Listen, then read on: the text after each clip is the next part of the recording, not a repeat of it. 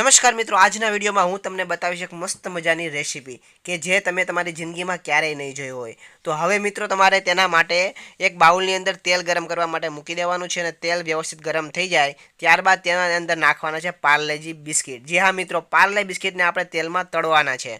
હવે તમે પાર્લે બિસ્કિટને આવી રીતના તેલમાં તળશો, ઉપર નીચે તમારે ફેરવવાના છે અને ત્યારબાદ થોડા બ્રાઉન કલરના થઈ જાય એટલે તમારે એને अलग करी लेवाना छे। तमारे बहार काढी लेवाना छे अने बहार काढ्या पछी तमारे सीधा तेने ठंडा करवाना छे।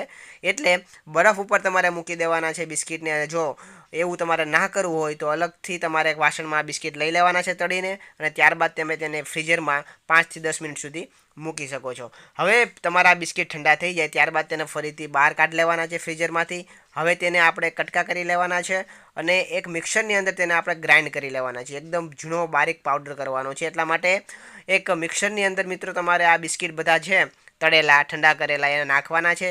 एनी अंदर तमारे 8 થી 10 दाणा बदामना पण नाखवाना छे અને તમે થોડા કાજુ હોય તો તમે કાજુ પણ તેમાં નાખી શકો છો અને વ્યવસ્થિત તેને આપણે મિત્રો ગ્રાઇન્ડ કરી લેવાના છે। એકદમ મસ્તનો પાવડર બનીને તૈયાર થઈ જશે। હવે આ જે પાવડર બનેલો છે તેને આપણે અલગ રાખી દઈશું। હવે એક નવા વાસણની અંદર મિત્રો આપણે ખાંડની ચાસણી બનાવવાની છે। એટલા માટે બીજું એક વાસણ મૂકીશું આપણે ગેસ ઉપર ગરમ કરવા માટે। તેમાં આપણે થોડી ખાંડ નાખીશું અને એની અંદર થોડુંક પાણી એડ કરીશું। વ્યવસ્થિત ચાસણી બની જાય, ગરમ થઈ જશે અને વ્યવસ્થિત ચાસણી બની જાય ત્યારબાદ હવે મિત્રો તેની અંદર આપણે થોડું દૂધ એડ કરવાનું છે અને દૂધ એડ કર્યા પછી ફરીથી તેને ઘડીક રાખવાનું છે એટલે કે વ્યવસ્થિત ઉકળવા મળે। ત્યારબાદ જે આપણે આ બિસ્કિટનો ભૂકો તૈયાર કરેલો છે એ બિસ્કિટના ભૂકાને તેની અંદર આપણે નાખી દેવાનો છે।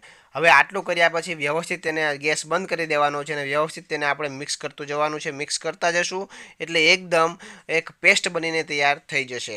હવે મિત્રો તમારે આ પેસ્ટ છે ગેસ બંધ કરીને આ નીચે તમારે વાસણ લઈ લેવાનું છે અને આ પેસ્ટ છે તેને અલગ વાસણ ડીશની અંદર અથવા કોઈ બોક્સ હોય તેની અંદર આપણે ઢાળી દેવાની છે। વ્યવસ્થિત ઢેફલી જેમ બનાવતા હોય આપણે મીઠાઈ એવી રીતના ઢાળી દેવાનું છે અને પછી તેને શરી દ્વારા અથવા કોઈ પણ કટર દ્વારા તેને આપણે ઢેફલી જેમ પાડતા હોય એવી રીતના ચોરસ કટકા આપણે કરી લેવાના છે। શેપ એવો આપી દેવાનો છે।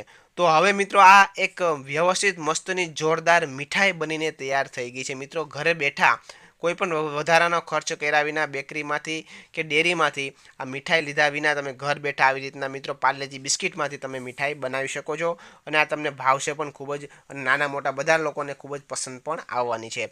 તો તમે એકવાર ઘરે અવશ્ય ટ્રાય કરજો આ રીતના પાર્લેજી બિસ્કિટમાંથી મીઠાઈ બનાવવાની। મિત્રો તમને આ વિડીયો કેવો લાગ્યો કોમેન્ટ કરીને જણાવજો। આવા જ નવા વિડીયો રેસીપીના જોવા માટે આપણા ફેસબુક પેજને ફોલો કરી દેજો અને યુટ્યુબ ચેનલને પણ સબસ્ક્રાઇબ કરી દેજો। ધન્યવાદ।